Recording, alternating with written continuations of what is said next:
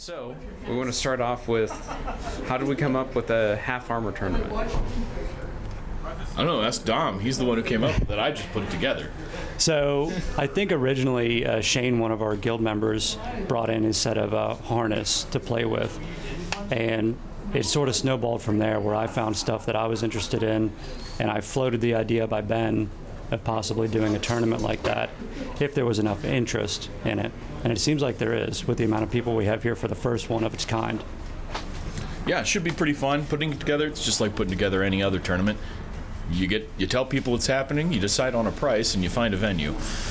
That's how it works. Are either of you surprised about the amount of interest? Because this is a new type of tournament for ORVL, right? Yes. I'm honestly not that surprised, because if you know the average HEMAist, they're always looking for an excuse to spend more money on kit. So all of a sudden I gave people the excuse to buy a breastplate, and they just YOLO'd it. Yeah, I think we're seeing people get pretty creative with their kit. People that, it doesn't take an insane amount of money to get into it, depending on what kind of stuff you want to do. So people are getting super creative with hand-me-down stuff, and it doesn't have to be the highest quality grade because of the kind of fighting we're doing. What kind of fighting are we doing? Well, we were doing half harness fighting, so basically it's going to be regular HEMA, but we've just kind of limited targeting based on where armor exists.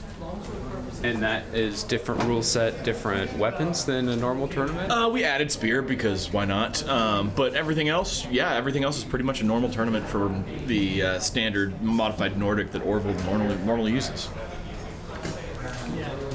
What else do you guys want to talk about with the tournament? I hope everybody has fun. I hope everybody stays safe. Should be a good time. Do you think we're going to see this again as a repeat event? We'll find out. I'm going to push for it. I would love to see it again. So tell us, what is your name, club affiliation, and tell us a little bit about your kit today. I'm Ian with Queen City Sword Guild. Kit, honestly, it's just a breastplate from Medieval Collectibles. Yeah. It's the one you reviewed, actually. Yeah, I did a video. It's a good breastplate. Yeah, it works. It's very cost effective. Yeah, and then from there it's just regular gear, so coming in on the cheap end. Yeah, and there's nothing wrong with that either. Yeah, no. Are you going to add more to it if this kind of tournament persists? Probably. Yeah. This is something it's fun to do here, and I might be able to add it to like a Ren Fair outfit or something. Yeah, definitely. Is this the minimum armor expectation for the half? Yes. So that would be the minimum kind of entry level. You're looking at just breastplate. If he's looking to add more, he could do shoulders like I have, or forearms. Tassets would be nice. Tassets are nice. Yeah. So yeah. Anything else? All right. Thanks again. Good luck today. Thanks.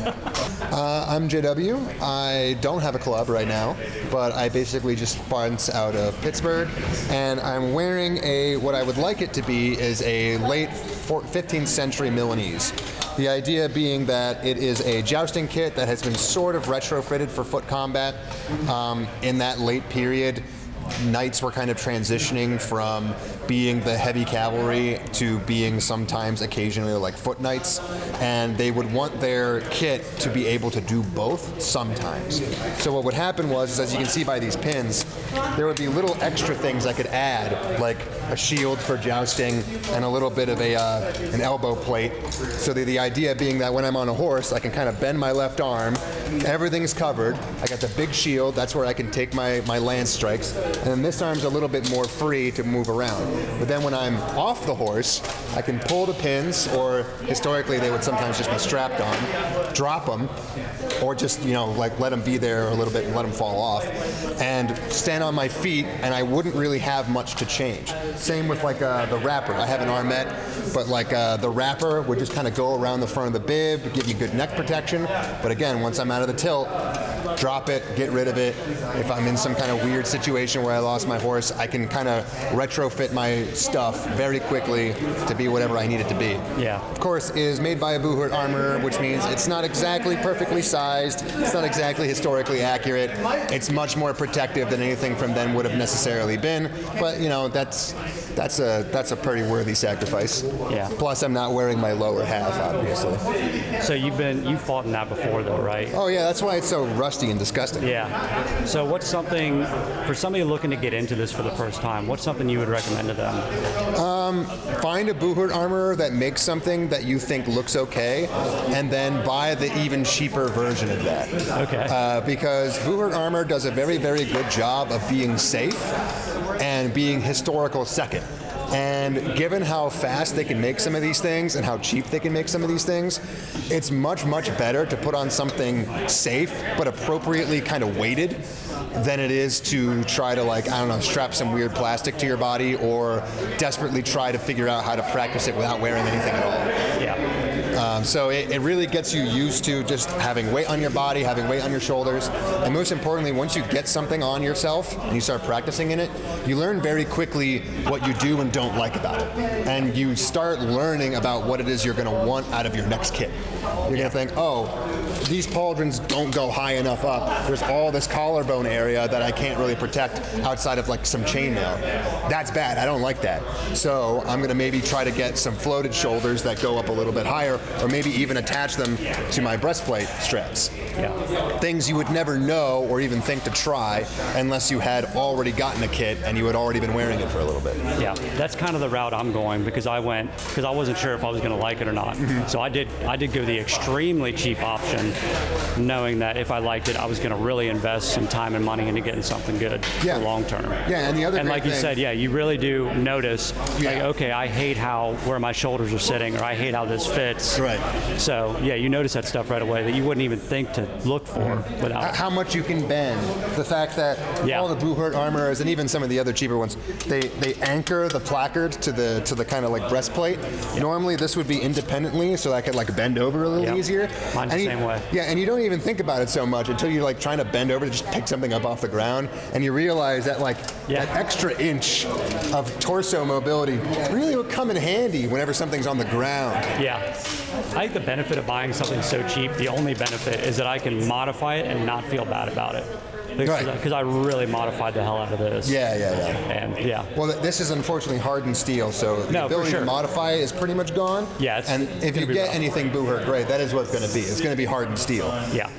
But you won't be able to modify it so much, but you will be able to, at the very least, like change up some of the way it's fitted and strapped.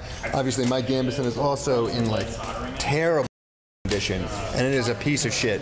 But it is that way because it was cheap and it was light and it wasn't going to give me heat exhaustion. Because if I tried to strap this shit to like my HEMA Gambesson, I would cook to death and die. That's something I'm noticing right now, which is why the next thing I'm getting is the lightest jacket I can get. It's still HEMA. Right.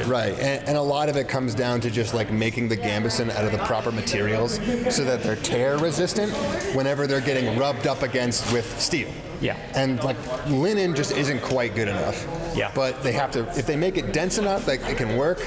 But at the end of the day, like all of this stuff is expendable.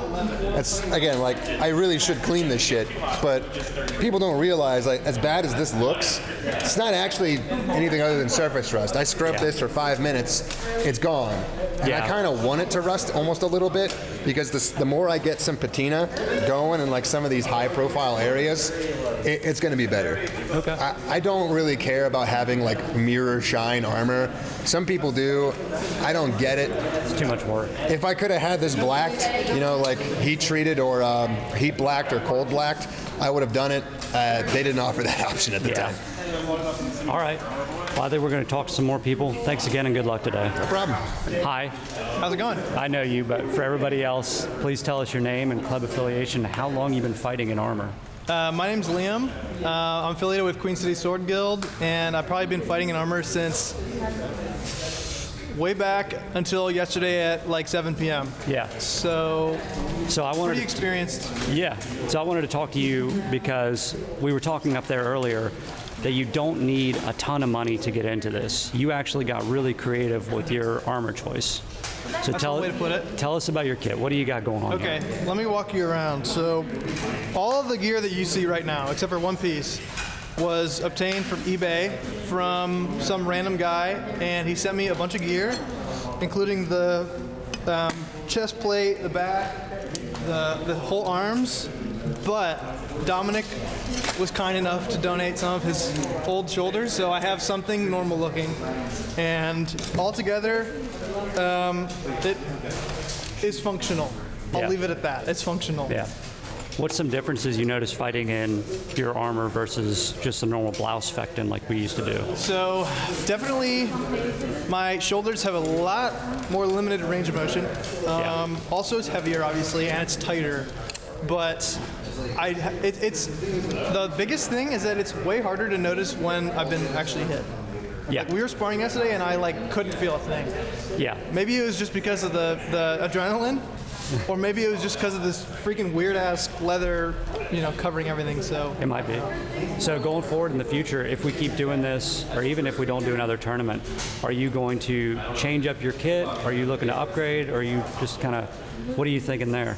I hope to the almighty that I have something different next time. At least something that has longer straps to go around the HEMA gear, because this was not made for this, but honestly, it's fun to wear, and I love the way it looks, even though it looks kind of jank, so I'm excited to fight with it, so yeah. Absolutely, I'm excited to fight you. Yeah, me too. We're going to talk to some more people. Thanks again, and good luck out there. Thanks.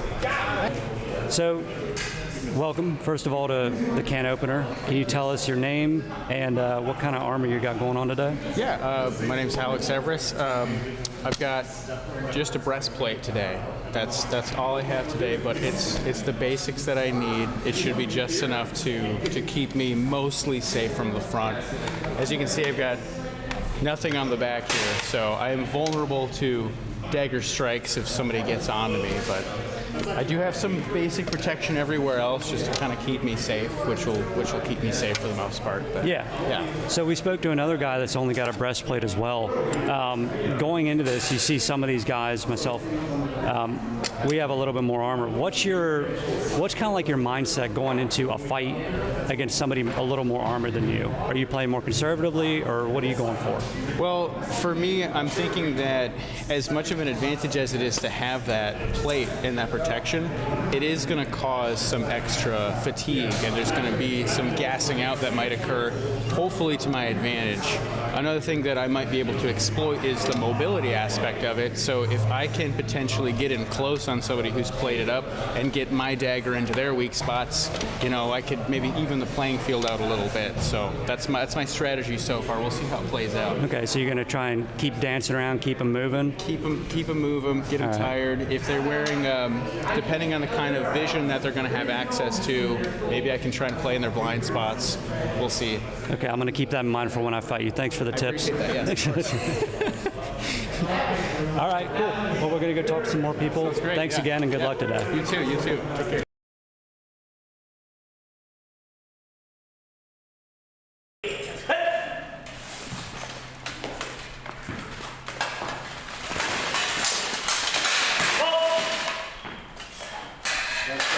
Did you see anything from blue?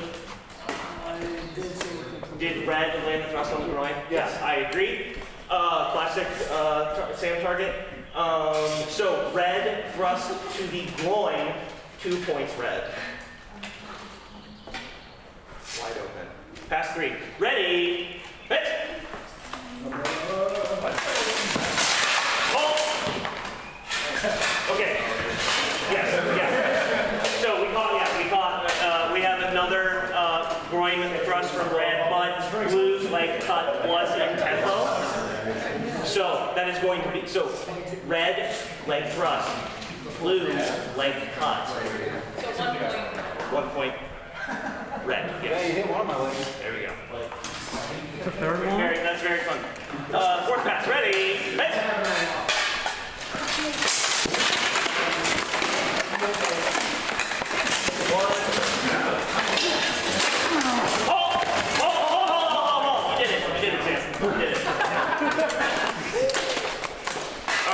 Hey, that was cool, dagger. Love that. Fight!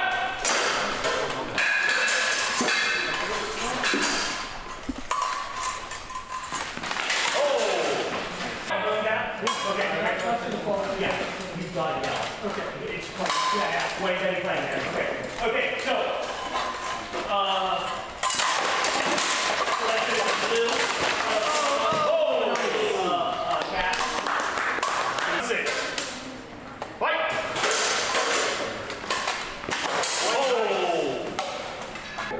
Judge?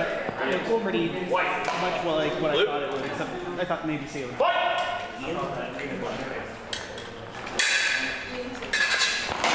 Oh! Fighter's ready. Fight! Do you have anything to the lane coming in? Sorry? Two cuts of the things you have mine. Red cuts. Okay, nothing from the morning. Oh! Right. There's the meta. So, red. Oh! Fight! You know the meta? Blue cuts. Oh, yeah. Yeah, let me show you. Ready?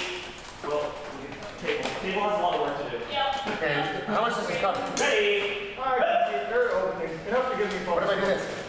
It's like Pong.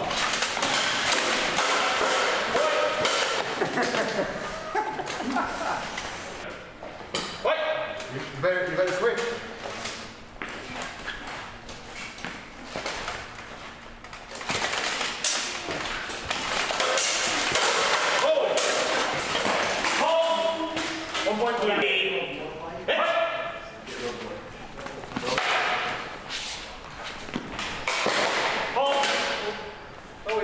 Ready?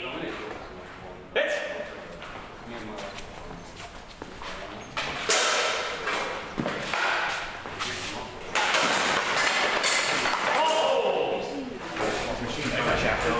And no, this was the wrong one. Other ones, relatively severe. Yeah, you can do it.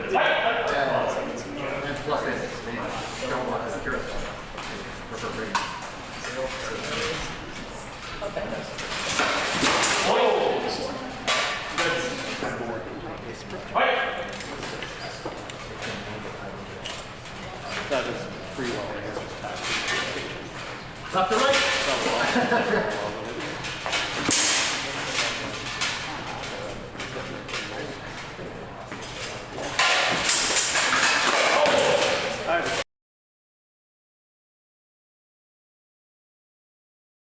Catch six, ready? Hold. You gotta lose what?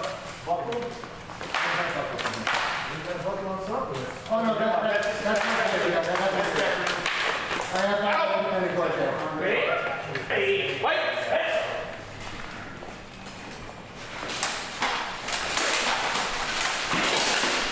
Hold! Bring it up on blue. So it's all the way up. So, we have to run it. It's on recording, so we run it again, right? Yeah. We run it again. Okay, final change again. Ready? Hit! Out! Fight! Okay. Bro. I knew he couldn't draw it.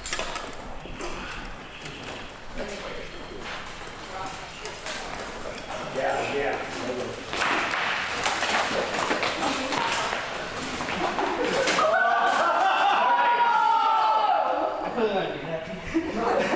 You're done. You're high five. So we're gonna rerun four. Point, ready. Fight! I used to work in fourth right. Hold. Okay. What? That was it was out. Fight! Aw, dang it all. Ready?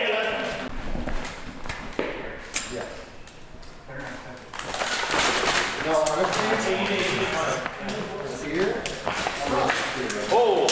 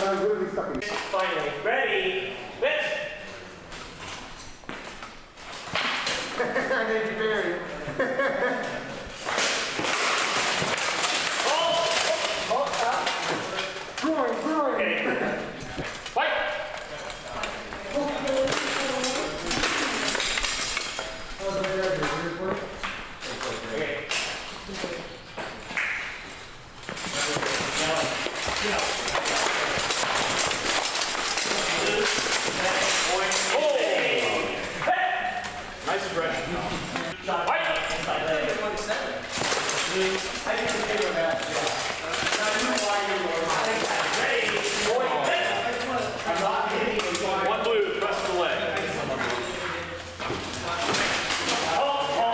Fight!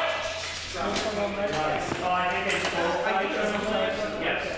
So that's 2 leg thrusts and 1 Yeah, I kept hitting the outside, but you're not. third pass ready. Hit! Yeah, just make sure you know that.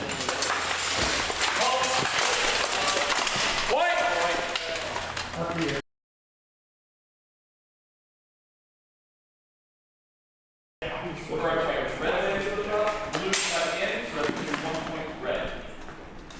Final exchange, 5-ball game, folks.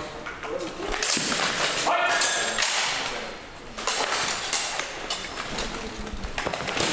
Hold. Let's run it again. Ready? Hit!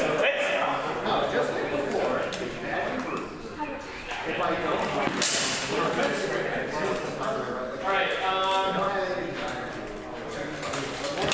Hold. Red, touch the leg. He's looking on. He's searching. File not found.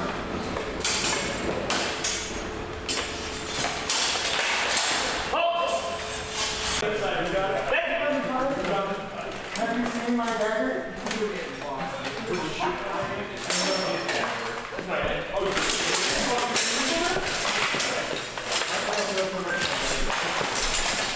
All right. Hey, hit! Is it 1 or 2 points for less than 9? oh, you're right. 2, press the arm. Hold. Jamie out. Last pass. Ready? Okay.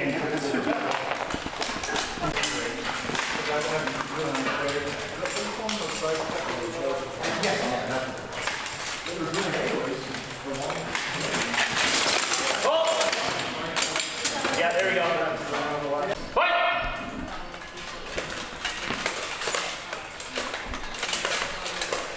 Oh my God. We're going out.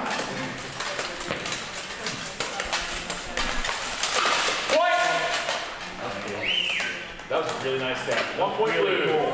Match red. Good job, guys.